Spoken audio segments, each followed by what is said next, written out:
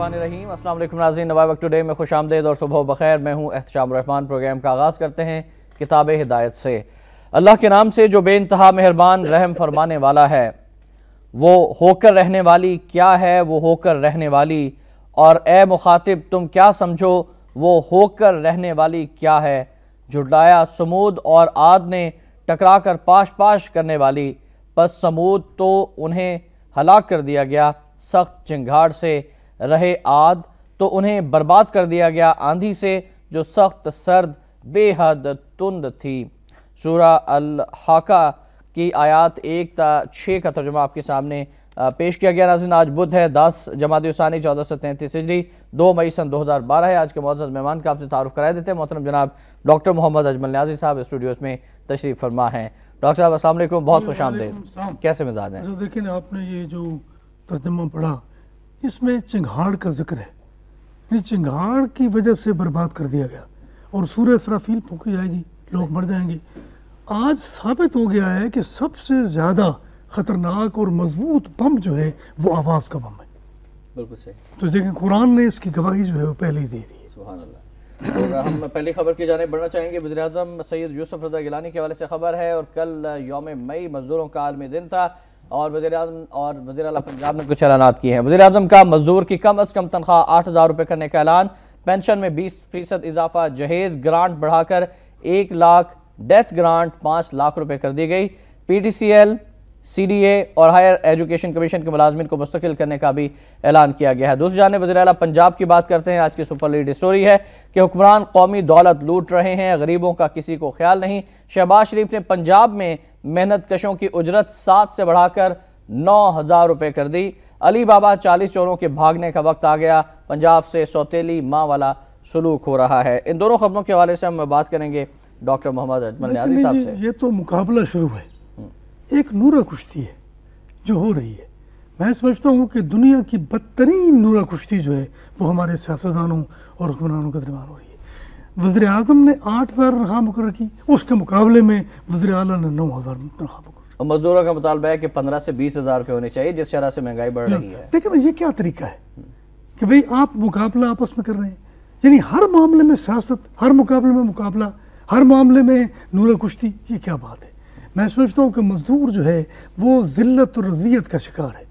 एक इकबाल के शेर सुनाता हूँ मैं सही कि तू आका व मौला है मगर तेरे जहाँ में हैं तल्ख बहुत बंदा मजदूर के औकात। बेशक बंदा मजदूर के औकात और बंदा मजदूर की औकात दोनों जो हैं वो हमारे मुल्क में बर्बाद हो रहे हैं। देखिए, मैं समझता हूँ कि दूसरे तरक्की याफ्ता मुल्कों में मजदूर की एक हैसियत है, मजदूर का एक स्टेटस है, मजदूर का एक ख़ास प्रोटोकॉल है जो हमारे मुल्क में नहीं है। यहाँ उसको कमीन समझा जाता है। कमी ठीक है, कमी काम करने वाला जो दुरुस्त है, कमी के साथ कमीन का लफ्ज़ जो है वो इस्तेमाल करते हैं। तो मेरे ख्याल में इस मुल्क में गरीबों का रहना जो है वो दूबर कर दिया गया। हालांकि नबी पाक सल्लल्लाहु अलैहि वसल्लम ने इरशाद फरमाया था कि अल-कासिबु हबीबुल्लाह, मेहनत मजदूरी करने वाला अल्लाह का दोस्त है। हाथ से कमा के खाए। खुद रसूल करीम से सबने भी अपने हाथ से कमा के जो मामला किया था। अच्छा देखे ना, मैं समझता हूँ कि तुम लोग क्या कर रहे हो, तुम अयाशी कर रहे हो और लोगों को ज़िंदगी गुजारने के लिए भी पैसे। और देखे ना, 9,000 रुपये में मुझे किसी बहुत मामूली से घर का बजट बना कर दिखा दे महीने का। 5,000 रुपये तो बिजली के बिल में चले जाते हैं। हाँ, बिजली का बिल है, बच्चों की फीसें हैं, किचन है, और इसके अलावा अपना भी कुछ मामला है, ट्रांसपोर्ट का खर्चा है। यानी ये तो अजीब। मैं हैरान हूँ एहतशाम कि ये लोग किस तरह गुजारा कर रहे हैं। अच्छा, अब गरीब नहीं रहे, अब गुर्बत की लकीर के नीचे ज़िंदगी बसर करने वाले रह गए, और वो बड़े इंतकामी जज्बे से इमारत की लकीर के ऊपर ज़िंदगी बसर करने वालों को देख रहे हैं। अब 2 तबके हैं, या इमारत की लकीर से ऊपर या गुर्बत की लकीर के नीचे। तो ये बड़ी बात। लेकिन एक मैं दरमियान वाला जो तबका है उसके मैं एक वाक़या सिखा जाता है। सेमिनार था तो मुझे बुला लेते हैं और मैं ऐसी बातें करता हूँ तो लोग नाराज भी हो जाते हैं। अब जो हर आदमी आए तो हम गरीबी ख़त्म कर देंगे, हम गरीबी ख़त्म कर देंगे। जब मेरी बारी आई तो मैंने कहा जी मैं आपकी मिन्नत करता हूँ, हाथ जोड़ता हूँ, आप गरीबी ख़त्म ना करें, थोड़ी सी अमीरी ख़त्म कर दें। बिल्कुल सही। थोड़ी सी अमीरी ख़त्म करेंगे तो गरीबी खुद ब खुद खत्म हो जाएगी। दौलत की मुनसिफाना तकसीम होनी चाहिए मुआशरे के अंदर। गुर्बत और इमारत असल से है। हम इसके खिलाफ नहीं है, ये तो तकसीम है, लेकिन मैं समझता हूँ इस इनके अंदर जो फासला है, इनके अंदर जो तफावत है, तफरीक है, वो खत्म होनी चाहिए। देखिए मजहबी फ़िरका वारियत की बात करते हैं, खुदा की कसम मुआशी फ़िरका वारियत जो है उससे ज़्यादा ख़तरनाक है। बिल्कुल सही। जो इनकलाब आए, जो इंतकाम हुए, जो लोगों ने बगावत की, वो मुआशी सूरत हाल की वजह से की। जब पेट में रोटी नहीं होगी, खाने को कुछ नहीं होगा, तो फिर इसी तरह की बगावतें होंगी। और ये कहा गया कि गरीब जो है वो उसका ईमान जो है वो खतरे में पड़ जाता है। लेकिन यहाँ तो हमारे हुक्मरान ये कहते हैं कि रोटी नहीं मिलती तो बंद खा लो, बर्गर खा लो, इस तरह की बातें हमारे हुक्मरान करते हैं। परवेज मुशर्रफ इस तरह की बातें करते रहे। अब मौजूदा हुकूमत के बारे में बात कर लेते हैं, रोटी, कपड़ा और मकान। सिर्फ मैं एक जुमला कहूँगा अपने अब्बा का, मेरा सोना अब्बा, मैं उसको याद करता था। वो एक दुआ मांगता था एहतिशाम, कितनी खूबसूरत दुआ थी। वो कहता था ए अल्लाह गरीबी से बचाओ, और उसी वक्त कहता था ए अल्लाह अमीरी से बचाओ।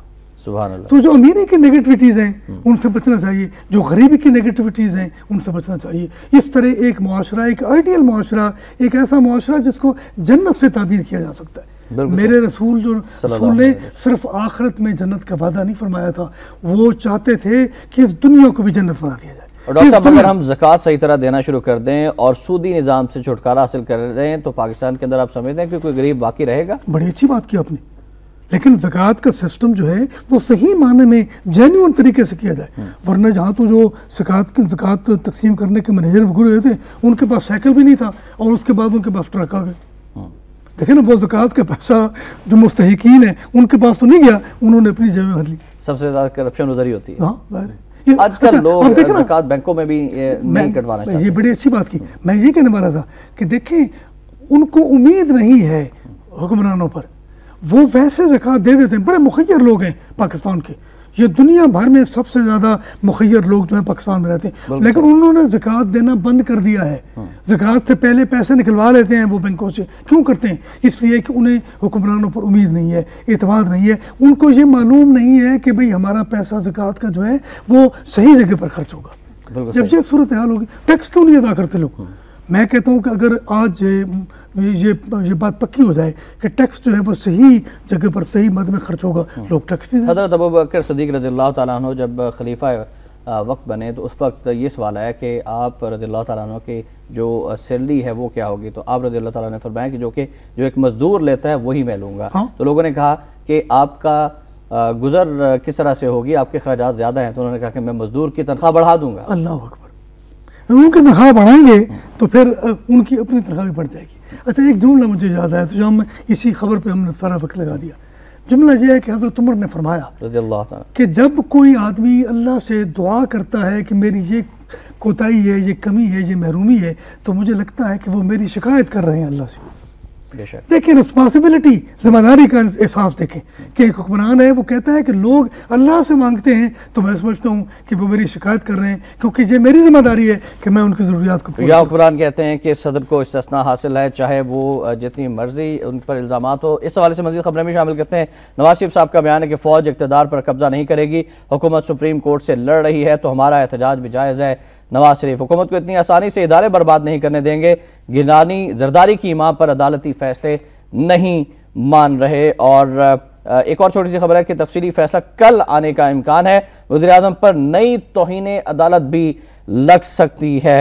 और नाज़रीन, चीफ जस्टिस ऑफ पाकिस्तान के बारे से भी बात कर लेते हैं कि वज़ीर-ए-आज़म के खिलाफ तौहीन अदालत केस, मुमकिन अपील की समाअत से 3 जजेस की माजरत, 1 एडिशनल 2 एडहॉक जजेस लेंगे, चीफ जस्टिस ऑफ पाकिस्तान का ये कहना है। और ये भी कहा गया कि इदारों को आईनी हदूद में काम करना चाहिए। अपील के लिए जो समाअत है उसमें 9 जजेस हैं, मुख्तलिफ वजूह की बिना पर जो शामिल नहीं होंगे। इस वाले से भी हम बात करना चाहेंगे डॉक्टर मोहम्मद अजमल नहरी साहब से। की बात करें ना जी, मसलन वज़ीर आला शहबाज शरीफ साहब किस मुंह से ये बात करते हैं कि हुक्मरान जो हैं वो कौमी दौलत लूट रहे हैं। भाई आप हुक्मरान नहीं हो, आप भी हुक्मरान हो। ठीक, छोटे बड़े का कोई फर्क नहीं होता, हुक्मरान होता है। और हमारे मुल्क में हुक्मरान एक जैसे हैं, खा वो सूबे के हुक्मरान हो, खा वो वफाक के हुक्मरान हो। तो यही कहा ना इमरान ने, यही कहा कि जनाब आप पंजाब हुकूमत छोड़ें, आप पार्लियामेंट की सीटों से इस्तीफा दें। भाई वज़ीर आज़म इस्तीफा नहीं देता तो तुम तो दो। मैंने कालम लिखा था जिसमें मैंने लिखा कि चौधरी निसार ही इस्तीफा दे दें। भाई अगर कायदे ईवान इस्तीफा नहीं देता तो कायदे हिज़्ब इख्तिलाफ इस्तीफा दे। और पार्लियामेंट खाली हो जाएगी, उनको इस्तीफा देना पड़ेगा। लेकिन उस तरफ नहीं आ रहे और नवाज शरीफ साहब ने कोई डेट भी अनाउंस नहीं की कि हम इस दिन लॉन्ग मार्च करेंगे। सिर्फ नहीं कुछ नहीं, यानी तोड़ फोड़ होगी, लॉन्ग मार्च होगा, लॉन्ग मार्च बन जाएगा, फिर शॉर्टकट बन जाएगा, लोग शीशे तोड़ेंगे, कौमी मिलाक को नुकसान पहुंचाएंगे, अफरा तफरी होगी और इस तरह सारा मुल्क का निज़ाम जो है वो अबतर हो जाएगा। सीधी बात है एहतशाम कि तुम पार्लियामेंट से इस्तीफा दो और पंजाब हुकूमत छोड़ो, बिल्कुल सही, तो उसके बाद सारा मामला खत्म। राइट, बिल्कुल। एक जो वज़ीर-ए-आज़म गिलानी अब आजकल बात कर रहे हैं वो कहते हैं कि जी अपील का हक हासिल है। बात कानूनी माहिरीन कहते हैं चूँकि उनकी सज़ा 30 सेकंड की थी, वो पूरी हो चुकी, और अपील का हक उसी वक्त होता है जब सज़ा चल रही हो। चूँकि सज़ा की मुद्दत 30 सेकंड थी, वो ख़त्म हो गई, अब अपील का हक भी हासिल नहीं है, अब सीधा सीधा फैसले पर अमल दरामद की बात है। देखिए, मैं ये समझता हूँ अब वो फैसला आ चुका है, ज़्यादा मैं तौहीन अदालत नहीं कर रहा, मैं सिर्फ ये अर्ज़ करता हूँ कि बहुत इज्जत मुआब जजेस जो हैं वो सियासतदान बन गए, हमारे जर्नल सियासतदान बन गए थे, हमारे जज सियासतदान बन गए। देखिए, ये आप किस तरह से कह रहे हैं? मैं इसलिए कह रहा हूँ कि ये जो फैसला आया था ये दो टोक होना चाहिए था, क्लियर कट। भी तफसीली फैसला कल आने वाला है, वो क्या होगा, उससे फिर उससे पहले और तरह की प्रॉब्लम जाती होगी इस तरह से अदलिया के हवाले से बात नहीं। मैं जो बात कर रहा हूँ, अब देखें ना कि इन दिनों में कितनी इंटरप्रिटेशन हुई है। आप देखें कि ये खबर आपने पढ़ी है कि एक और तौहीन अदालत, तो इस तौहीन अदालत का मौका क्यों दिया गया? फैसला अगर सीधा सीधा आता तो वो सीधी बात करते। फैसला तो सीधा सीधा है, फैसला जी के हवाले से जो बात सीधा नहीं है। देखे ना, वो क्लियर कट कहते हैं कि ये नाअहल हो गया, वो क्लियर कट बात करते हैं ना, सजा तो क्लियर कट होती है। अगर मैं जाऊं तो मुझे सजा जो है वो गोरखधंधा बनाकर दी जाएगी। मैं समझता हूं कि अब इस मुल्क में एहतशाम हर शख्स जो है वो आइन की इंटरप्रिटेशन कर रहा है। क्या पीपल्स पार्टी वाले अपने आप को झूठा समझते हैं? वो कहते हैं हम सच्चे और हमारे साथ जाती हुई। लेकिन पीपल्स पार्टी के जो देरीना साथी हैं, भुट्टो साहब के साथी, जो मोहतरमा के साथी हैं, उनसे अगर बात करें तो वो कहते हैं कि वज़ीर-ए-आज़म तौहीन अदालत पर तौहीन अदालत किए जा रहे हैं, उनको चाहिए कि वो रिजाइन कर दें और जाएं। लेकिन वो उनको चाहिए, अगर अदालत जो हुक्म की जवाब भी खो चुके हैं, लेकिन वज़ीर-ए-आज़म तो कहते हैं कि इख्लाकियात क्या होती है। आप धांधली नहीं करनी चाहिए। मैं जो अर्ज कर रहा हूँ, मैं कहता हूँ कि दो टोक फैसला होना चाहिए था। और इस वक्त हमारी सुप्रीम कोर्ट जो है, मैं बहुत इज्जत करता हूँ, वो जितने फैसले कर रहे हैं वो अधूरे हैं। अधूरे फैसलों से ये प्रॉब्लम पैदा होता है। अच्छा देखें ना, आप अगर क्लियर कट फैसला करें तो वो अगर बात करेंगे मुखालिफ, तो वो सीधी तरह से सुप्रीम कोर्ट की मुखालफत होगी। क्लियर कट फैसला तो 2009 में भी किया था अदालत उज़्मा ने, क्या एनआरओ के हवाले से, एनआरओ पर अमल दरामद के हवाले से, लेकिन उस पर भी अमल नहीं हुआ। और हुकूमत जो है वो बार बार दावे करती है कि अमल दरामद होना चाहिए। उसमें भी सुप्रीम कोर्ट को चाहिए था, बड़ी मैं इज्जत के साथ बात कर रहा हूँ, कि वो पहले सदर के इस्तिशना का फैसला करते। अब उस खत के बारे में ये प्ली है हमारे वज़ीर-ए-आज़म का कि जी सदर को तो इस्तिशना हासिल है। लेकिन अदालत के जो रिमार्क्स आते रहे जज साहिबान के, वो ये था कि अगर जिस शख्स को इस्तिशना हासिल है वो खुद अदालत उज़्मा के पास हाजिर हो और दरख्वास्त लेकर आए कि मुझे इस्तिशना हासिल है। वज़ीर-ए-आज़म क्यों इस्तिशना की बात कर रहे हैं? खुद भी फैसला कर सकती है। देखिए, वो ये कह रही है कि खत लिखा जाए सदर के खिलाफ, तो वो ये फैसला भी कर सकती थी कि सदर को इस्तिशना इस हवाले से हासिल नहीं है, अल्लाह खैर सला, बात खत्म होगी। देखिए ना, ये तमाम कर कॉम्प्लिकेशन जो पैदा हुई है ये इसी वजह से पैदा। कल का इंतजार है, जब तफसीली फैसला आएगा तो वो बात क्लियर हो जाएगी। लियारी की बात करते हैं नाज़रीन। लियारी में 5वें रोज भी ऑपरेशन रॉकेटों दस्ती बमों से मजीद हमले हुए हैं। 3 अफराद जाँ बाक, रेंजर्स भिजवाने का ऑप्शन मौजूद है। वज़ीर दाखिला का ये कहना है ऑपरेशन के खिलाफ कई इलाकों में मुजाहिरे जारी। वज़ीर आला सिंध ने उज़ैर बलोच समेत गैंग वॉर के दीगर मुलजिमों के सरों की कीमत मुकर्रर कर दी है। फिर बराक ओबामा के हवाले से एक खबर भी शामिल करते हैं कि ओबामा काबुल पहुंच गए, स्ट्रेटेजिक मुआहदे पर दस्तखत, आज पाकिस्तान आने का इम्कान है। जी डॉक्टर साहब, लेकिन आप दो खबरें पढ़ते हैं तो फिर पहले लियारी की बात कर लेते हैं। लियारी के बारे में मैं बात ज़्यादा नहीं करूँगा, सिर्फ वक्त में एक कार्टून छपा है, उसमें कहता है एक आदमी कि जी राजस्थान में जंगी मशकें भारत कर रहा है और हम लियारी में जंगी मशकें कर रहे हैं। लियारी में जंगी मशकें हो रही हैं। अफसोस का मुकाम है, लेकिन मैं समझता शर्म का मकाम है। अफसोस तो बहुत छोटा लफ्ज़ है एहतशाम, ये शर्म का, ये बेगैरती का मकाम है, खुदा की कसम। पीपल्स पार्टी का गढ़ होता था और आज पीपल्स पार्टी वही प्रिपरेशन कर रही है, लेकिन इतना ज्यादा असला है, बहुत सारे सवाल आते हैं कि अगर पीपल्स पार्टी का गढ़ था तो क्या पीपल्स पार्टी की नाक रही है, सब कुछ होता रहा और पीपल्स पार्टी खामोश रही? वो असला एक दिन में तो नहीं आया, 4 साल क्यों खामोश रही? एक दिन में तो नहीं आया एहतशाम भाई, वो असला आता रहा है, कहाँ से आता रहा है और किधर है। लेकिन पहले आप उनको इस्तेमाल करते रहे हैं ना, उन्हीं लोगों को इस्तेमाल आपने किया है। जदीद असला उनके पास है और जबकि हमारी पुलिस के पास जो है वही वही बंदूकें हैं मामूली सी। अब पुलिस के जवान जामे शहादत नोश कर रहे हैं और शहादतें हो रही है। इसको आप जामे शहादत कहेंगे? रॉकेट अटैक्स होते हैं डॉक्टर साहब, और सीधा पुलिस के मुंह पर आकर रखते हैं पुलिस एहलकारों के, वहां पे वो जाबाक हो जाते हैं। वो एक सचोबी कत्ल हो गया। हाँ बिल्कुल। अच्छा देखे ना, मैं समझता हूँ कि ये सब जाती है और ये जानबूझकर हो रहा है। जानबूझकर जब से पीपल्स पार्टी की हुकूमत आई ये हो रहा है। रहमान मलिक को हया नहीं आती है, वो वहाँ कर कहते हैं जी टारगेट किलिंग हम खत्म कर देंगे, ये मुझसे फ़ोन पर बात की, ठीक, मुझसे बराते खुद फ़ोन पर बात की कि जी हमने ये किया, हमने वो किया, और उसके बाद ख़त्म हो जाएगा। मैंने कहा जी रहमान मलिक साहब, आप इस तरह की बातें तो करते रहते हैं, 4 साल में तुझे कुछ नहीं हुआ, आप जब चले जाएंगे तो मेरा ख्याल है इन बातों पर मुझे कहा जा रहा है ब्रेक के लिए जाना है, और यहीं से गुफ्तगू का आगाज़ दोबारा करेंगे। नाज़रीन, वक्त है ब्रेक का, आप हमारे साथ रहिएगा।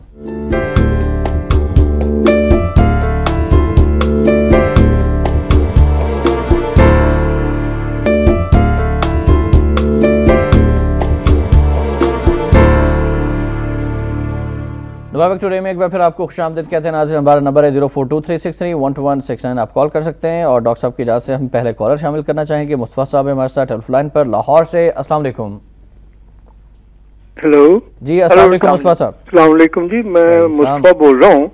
आप दोनों मुहिब्बुल वतनों को बहुत सलाम, और पाकिस्तान के शोधा को बड़ी मेहरबानी, पाकिस्तान फौज के शोधा को। मैं 2 एरियाज की तरफ जो अजमल नियाजी साहब की दिलाऊंगा।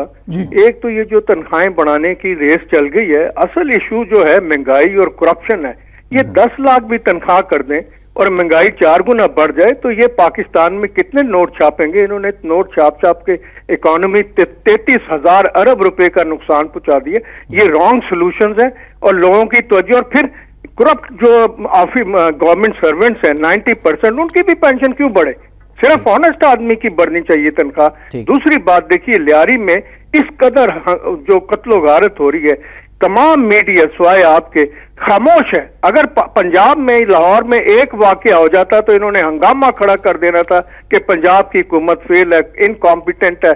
लेकिन देखिए, क्योंकि ये कराची में MQM को सेटिस्फाई करने की बात है और एक कॉन्स्टिट्यूएंसी बिलावल साहब के लिए है, तो वहां पर तमाम मीडिया खामोश है, पॉलिटिकल पार्टीज का खामोश है। और इमरान खान अब ये कहता है कि जी मैं जो है वो सुप्रीम कोर्ट की ये पिटीशन की इंतजार करूंगा, इनका पीपल पार्टी का। तो यही तो वो कहते हैं, तो आप कैसी अपोजिशन कर रहे हैं? आप तो बहुत शुक्रिया आपने कॉल की। शाहिद साहब की कॉल भी शामिल कर लेते हैं, लाहौर से मेरे साथ है। अस्सलाम वालेकुम। जी जी वालेकुम सलाम। शाहिद साहब फरमाइएगा। हेलो जी शाहिद साहब फरमाइएगा, आप ऑन एयर हैं। शाहिद बोल रहा हूँ जी, लाहौर से। जी देखिए, अदालती फैसला आने पर जमीन आसमान एक कर दिया इन्होंने। कोई ऐसा तबर्रा न था जो उन्होंने अदालत इज्मा पर ना भेजा हो। अब उसी अदालत से अपील करने और फैसले पर नजरसानी की भीख मांगने जा रहे हैं। इन्हें तो शर्म से वैसे ही डूब मरना चाहिए। सजा पर अमल दरामद तो हो चुका है, चाहे वो 30 सेकंड के लिए ही हुआ, मगर माथे पर इनके कालिक तो सारी उम्र लगी रहेगी ना। चलें ठीक, थैंक यू वेरी मच जी। और सबसे पहले हम बात करेंगे कि MQM को क्या खुश करने के लिए लियारी में ऑपरेशन किया जा रहा है, और जो आपके रहमान मलिक साहब से बात हुई, क्या आपने ये सवाल भी रेज किया उनसे? MQM क्यों खुश होगी? MQM तो तब खुश होगी जब उनका महाजर शो बन जाएगा, जिस पर वो काम कर रहे हैं बड़े बड़े दिनों से। काम कर रहे हैं जी। अल्ताफ हुसैन साहब लंदन में किस लिए बैठे हैं? वो तो कहते हैं मुत्तहदा कौमी मूवमेंट, पूरे पाकिस्तान की हम बात करते हैं, महाजर सूबे की हम बात नहीं करते। मुत्तहदा कौमी मूवमेंट क्या चीज़ है? आप देखें ना, महाजर कौमी मूवमेंट से भी MQM बनता है, मुत्तहदा कौमी मूवमेंट से भी MQM बनता है। तो MQM है ना, ये तो MQM है। सिर्फ लोगों को धोखा देने की बातें, हुक्मरान भी धोखा दे रहे हैं और सारे सियासतदान भी धोखा दे रहे हैं। ये बात गलत है। मैं समझता हूँ कि लियारी में जो कुछ हो रहा है वो बाकी ये दुरुस्त कहते हैं हमारे कादर साहब कि ये शर्मनाक है और बर्तनाक भी है। ये कराची को अलहदा करने की जो इनकी स्कीम है, जो प्लानिंग है, वो बहुत पुरानी है। कराची एक ऐसा मुल्क है कि जो मैं समझता हूँ उस जैसा कोई मुल्क पाकिस्तान में नहीं है। समुद्र साथ लगता है, बंदरगाह है, तजारती आमाजगाह है, सब कुछ है। ठीक, अगर कराची खुदा न खास्ता अलग हो गया तो हमारे पास क्या बचेगा? खुदा न खास्ता हमारे पास तो समुद्र नहीं बचेगा, क्योंकि बलूचिस्तान को भी अलग करने की बात हो रही है, तो फिर समुद्र नहीं होगा। और आज तो सिंध में जिस तरह से धमाके हो रहे हैं, सुबह से लेकर अब तक मुतादिद धमाके हो चुके हैं। जब ये तो वो भी क्लेम किया जा रहा है कि सिंधु देश के हवाले से जो तंजीमें हैं, जो अलहदगी पसंद तंजीम है, उनकी जानिब से ये किया जा रहा है। जनाब ये जब नक्शे छपते थे कि 2014 में ये मुल्क खत्म हो जाएगा, तो हम कह के लगाते थे, कहते थे बेवकूफ अहमक लोग हैं। अब ये जो कुछ हो रहा है, ये हमें आधा यकीन आ गया है इस बात पर। अच्छा सर, एक कॉलर शामिल कर लें, काफी देर से हमारे साथ, अगर आपकी इजाजत हो। साकिब साहब हमारे साथ। अस्सलाम वालेकुम जी। अस्सलाम वालेकुम। अस्सलाम वालेकुम साकिब साहब, फरमाइएगा। शामरमान भाई खैरियत से हैं आप? जी अल्हम्दुलिल्लाह। जी मैं गुजारिश करना चाहूंगा, आज मैं न्याय साहब की बात को सेकंड करूंगा कि सुप्रीम कोर्ट अगर तफसीली जजमेंट दे देती तो आज ये सूरत हाल ना होती। बिल्कुल डॉक्टर साहब ठीक फरमा रहे हैं, इसमें मैं कहूंगा कि सुप्रीम कोर्ट ने। और दूसरा मैं लियारी के बारे में बात करना चाहूंगा कि देखिए रहमान मलिक की जो ट्यून है, जो वो लैंग्वेज यूज करता है, उसका असर ये हुआ कि पूरे पाकिस्तान की पुलिस बदमाश बन गई है। अब वो चौधरी असलम जो है एक SSP है और वो मीडिया पे आकर जिस तरह की खलीज जुबान इस्तेमाल करता है कि जी इनकी माएँ ऐसी, इनकी बहनें ऐसी, मैं कहता हूँ वो होंगी, लेकिन एक पुलिस अफसर को क्या ये जुबान देव देती है कि वो मीडिया पे आके, और उसको किसने ये हक दिया है कि वो आकर इस तरह की बदमाशाना जुबान इस्तेमाल करे, मैं इनको ठीक कर दूंगा, मैं इनका ये कर दूंगा, मैं इनको। तो मैं चाहूंगा डॉक्टर साहब से कि काइंडली इस पे जरा ये पुलिस वाले जो बदमाश हम पे बन गए हैं ना, इन पे जरा थोड़ा सा काइंडली। ठीक है, बहुत शुक्रिया साकिब साहब। एक और कॉलर हमारे साथ जफरुल्लाह साहब भी हैं टेलीफोन लाइन पर, लाइन ड्रॉप हुई है उनकी। जी साकिब साहब ने जो कहा कि पुलिस का रवैया ठीक नहीं है और चौधरी असलम जो SSP CID हैं जो ऑपरेशन के तमाम तरह मसाइल जो हैं वो पुलिस की वजह से, इन्होंने बिल्कुल ठीक कहा है। एक पुलिस अफसर को क्या जरूरत है सियासी बयान देने की या मीडिया के खिलाफ बात करने की? ये बड़ी जाति की बात है। अगरचे मैं भी इत्तेफाक करता हूँ कि मीडिया जो है वो उसका रोल भी पॉजिटिव नहीं है, नेगेटिव रोल है। ये हमारा मीडिया अमेरिकी मीडिया है, भारतीय मीडिया है, मैं समझता हूँ, मैं रंज का इजहार कर रहा हूँ उसके खिलाफ। लेकिन एक एक SP को ये ज़ेब नहीं देता, ये उसका हक नहीं है कि वो उस तरह की जुबान। इस मुल्क में जिसके जो मुंह में आता है वो कह रहा, ठीक, इसमें कोई रोकने टोकने वाला नहीं, कोई इतराज करने वाला नहीं, कोई सजा नहीं किसी बात की, ना जजा है किसी बात की। ठीक है, मैं समझता हूँ कि ये सूरत हाल जो है बड़ी खतरनाक है और हम आहिस्ता आहिस्ता उस मंजिल की तरफ जा रहे हैं जो मिशन है अमेरिका का और भारत का। राइट, कुछ और कॉलर हैं। अब्दुल्ला साहब की कॉल शामिल करना चाहेंगे, पाकपतन से हमारे साथ हैं। अस्सलाम वालेकुम। वालेकुम सलाम शाम भाई, क्या हाल है? अल्हम्दुलिल्लाह। अब्दुल्ला साहब फरमाइएगा। सर मैं ये अजमल न्याजी साहब बैठे हैं, ये बड़े अच्छे हमारे साफी हैं और बड़े दिलेर साफी हैं, मैं इनको भी सलाम पेश करता हूँ। और दूसरा ये कहना चाहता हूँ अजमल न्याजी साहब से मेरे 2 सवाल हैं। ये सबसे पहले तो मुझे एक बात ये बता दे कि पाकिस्तान को बने आज 65 साल हो चले हैं, इसमें एक भी हुक्मरान ऐसा नहीं आया कि जिसने पाकिस्तान के बका के लिए कोई जंग लड़ी हो, पाकिस्तान की बात की हो। जो भी आया लियाकत अली के खान के बाद से, जब उसे इन स्टैब्लिशमेंट ने शहीद करवा दिया, उसके बाद क्योंकि वो ये बताने लगा था कि हमारा मुल्क आज अमेरिका को भेज दिया गया, उसके बाद जितने भी आए वो अमेरिका ही आए हैं, सब अमेरिका के गुलाम ही आए हैं। और हमें अमेरिका की गुलामी से निकलना चाहिए, अमेरिका की दोगला पॉलिसी से निकलना चाहिए। Thank you sir, thank you. वक्त की कमी है, एक और कॉलर भी हम शामिल करना चाहेंगे। हाजी रशीद साहब, अस्सलाम वालेकुम। हमें लाइन ड्रॉप हुई, लेकिन अमेरिका की गुलामी से निकलना चाहिए, फिर ओबामा के पाकिस्तान आने का भी इम्कान है। देखिए मैं समझता हूँ एक भी हुक्मरान, अच्छा आप माफ करें तो मैं लियाकत अली खान को भी हुक्मरानों की इस फहरिस्त में शामिल करता हूँ। एक भी हुक्मरान ऐसा नहीं आया। उन्होंने रूस की बजाय अमेरिका का दौरा करने को तरजीह दी और फिर वहां से पाकिस्तान की गुलामी का आगाज हुआ। देखा ना, उसने अमेरिका को कोई बात तो की होगी ना जिससे वो फिरा होगा तो अमेरिका ने कत्ल करा दिया।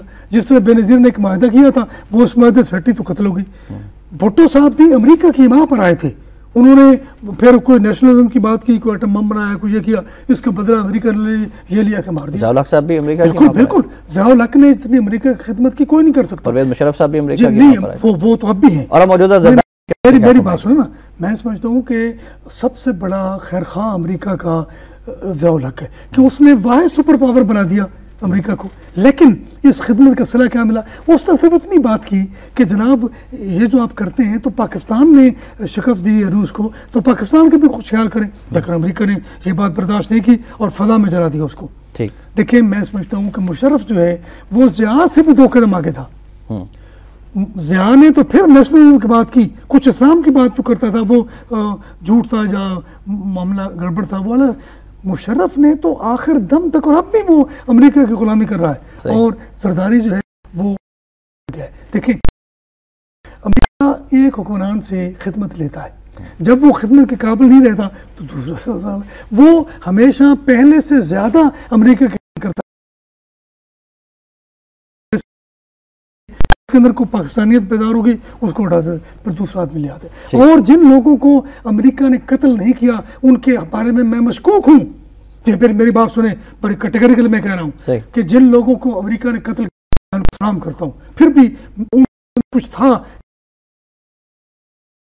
मैं उसको सलाम करता हूँ, उसको सल्यूट करता हूँ। और जो लोग हुक्मरान बच गए हैं, मैं किसी का नाम जो बच गए हैं को जानते हैं, वो मशकूक हैं, वो अमेरिका उनसे कोई और काम लेना चाहता है, कोई और काम लेना चाहता है, कोई मुखालफत है, पाकिस्तान को जलील करना है, पाकिस्तान के लोगों को बर्बाद करना है, वो इन लोगों के दिलों में नहीं है। अमेरिका और पाकिस्तान के हुक्मरान मिलकर इस मुल्क को बर्बाद कर रहे हैं, और खुदा की कसम पाकिस्तान का कोई दुश्मन इतना दुश्मन नहीं जितने दुश्मन पाकिस्तान।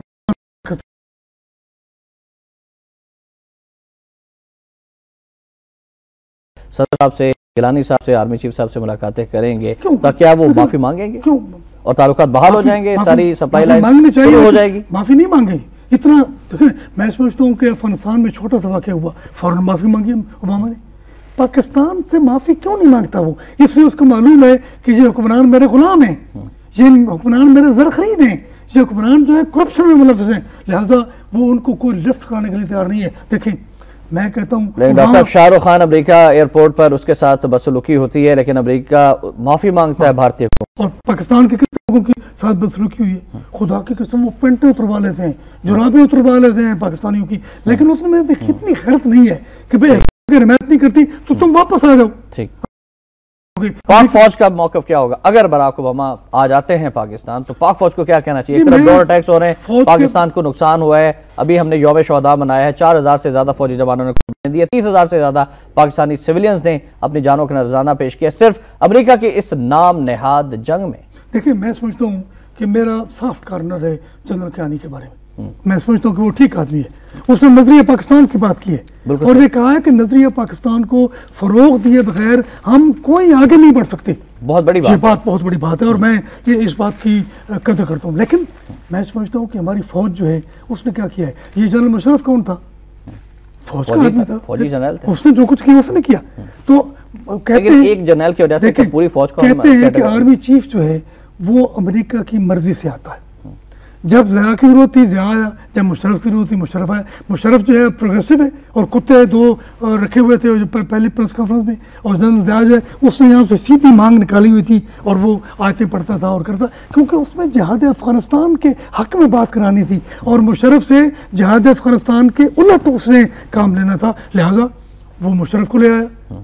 अली कुली खान हालांकि मैं समझता हूँ प्रोफेशनल आदमी था और बड़े लोगों ने कहा नवाज शरीफ को, मगर उसने चौधरी निसार के कहने पर मुशर्रफ को तीसरे नंबर से उसने बना दिया और फिर उससे मुशर्रफ ने उसको उसके हुकूमत का तख्त उलट दिया और भुट्टो ने बनाया था ज़ियाउल हक को और भुट्टो को फांसी दी ज़ियाउल हक ने।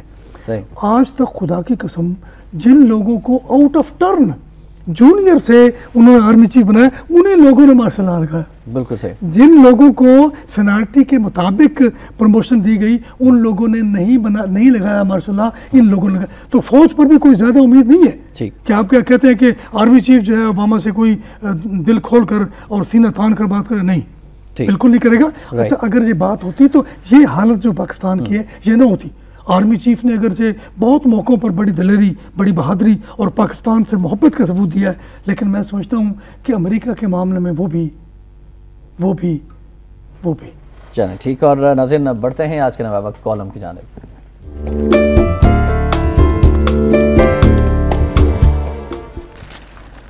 आज का कॉलम भी डॉक्टर मोहम्मद अजमल नियाजी साहब का एक कॉलम है, बेनियाजियाँ के उन्वान से लिखते हैं, बहुत खूबसूरत लिखते हैं। आज उन्होंने लिखा है मौलाना समीउल हक के नाम एक ख़त, लिखते हैं कि दिफा पाकिस्तान कौंसिल के मरकजी रहनुमा मौलाना समीउल हक के नाम दुनिया भर से सैकड़ों मारूफ और दानिश्वर लोगों के लिखे गए हज़ारों खतूत का मजमुआ 7 ज़ख़ीम जिल्दों में शाया हो गया है।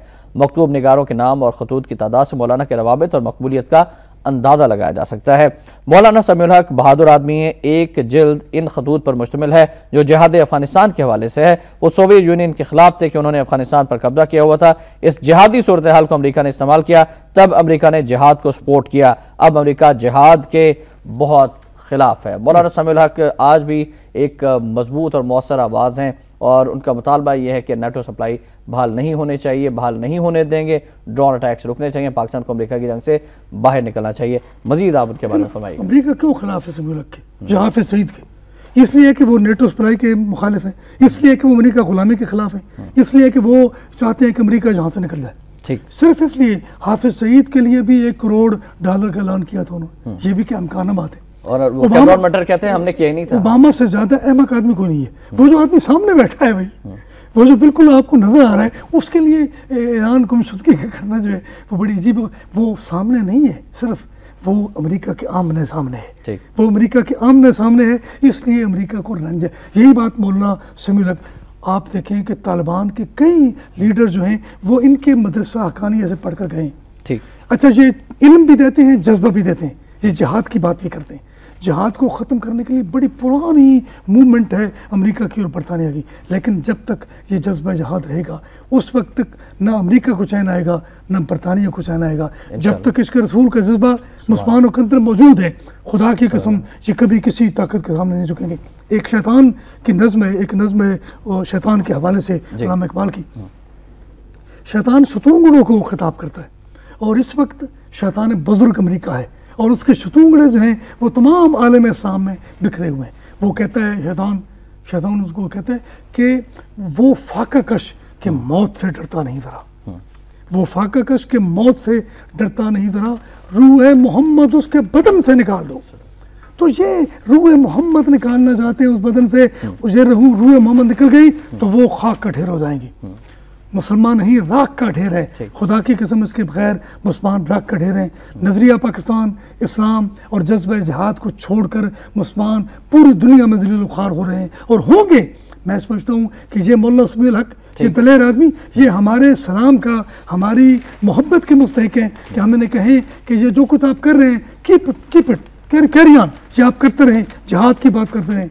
वो चिराग जो आपके सीने में जल रहा है उसको बुझने न दें और फूंको, ये चिराग बुझाया न जाएगा। और जब तक ये होगा, मैं समझता हूँ कि अमेरिका की दाल नहीं गलेगी, मगर इस दाल में उसने रोड़े भी डाले हुए हैं, रोड़े, और वो इन रोड़ों से काम लेने की कोशिश करता है ताकि ये दाल खाएं तो ये दाल खा ना सकें। मैं समझता हूँ कि ये दाल बड़ी चीज़ है। अच्छा देखे ना, मैंने जो कॉलम लिखा है वो जिहाद अफगानिस्तान से खतूत हैं कि जो समीउल हक साहब को लिखे गए, जिहाद की बात उसने। देखें ना अमेरिका क्या करता है, वो लोग जो अफगान मुजाहिदीन थे जिनकी सपोर्ट करता था अमेरिका और जिन्होंने रूस को जहाँ से निकाल दिया, उनको दहशतगर्द कहता है। बिल्कुल ठीक। यहाँ के मुसलमानों ने, अफगानियों ने और पाकिस्तानियों यहाँ से रूस को निकाला, अमेरिका को निकालेंगे। रूस का, ये अमेरिका के और ओबामा तो ओबामा के दोस्त है, ओबामा जी। कॉलम जरूर पढ़िएगा डॉक्टर साहब का, बहुत खूबसूरत कॉलम में। बढ़ते हैं आज के नवा वक्त इदारे की जानिब।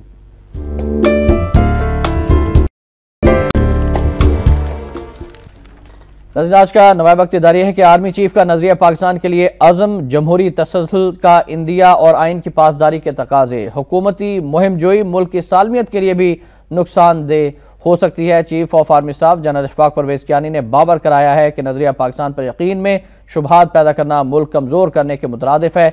हम तभी सुरखरू होंगे जब पाकिस्तान पर यकीन मुकम्मल होगा।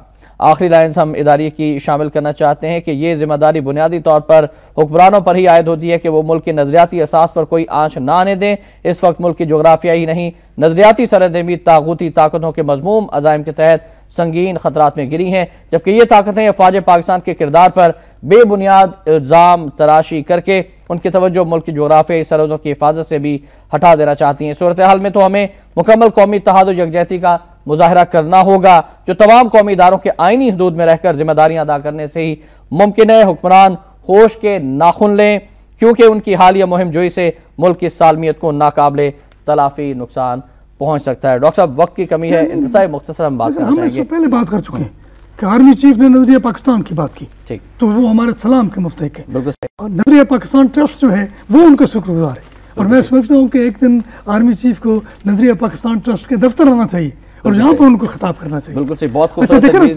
ना, जावेद सिद्दीकी ने बहुत अच्छा कॉलम लिखा है।